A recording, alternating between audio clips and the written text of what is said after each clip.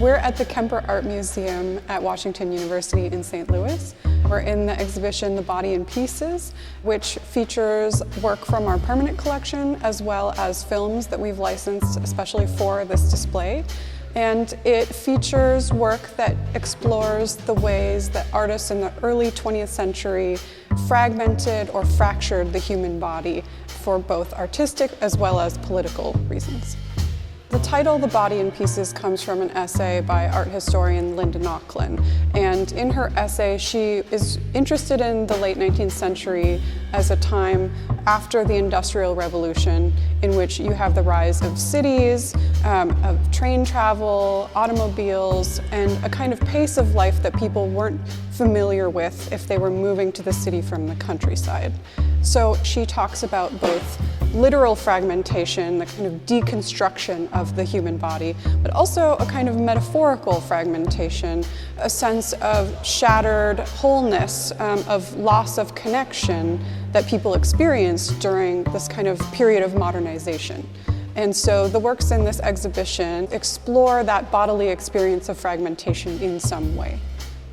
All of these works are from our permanent collection and haven't been on view, they've been in storage. So we're really thrilled to be able to make these public, some for the first time in years. And some of the highlights are works by artists like Joan Miró. We have a portrait of his classmate, and in the painting we see that as a young art student he's borrowing from these modern art movements that specialized in fragmenting the body. So we see the influence of fauvism in the sitter's face, he's using an unusual color palette, and then we also see that he's borrowing from cubism when we look at the sitter's jacket, which is sort of broken into fragments. Another example is Pablo Picasso's Head of a Woman from 1944, which exhibits a cubist style, but it is also influenced by political events of the time. It was painted 3 months before Paris was liberated from the Nazis, and the woman's body that's shown has been disfigured by grief and sorrow as a result of the political events of that moment.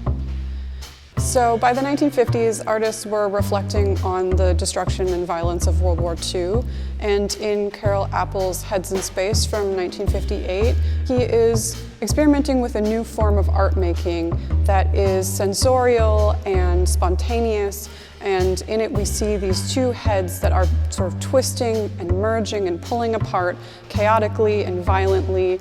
And Appel specifically described his paint tube as a rocket ship that defines its own space. So he was really interested in following where the paint took him in terms of rendering the human body.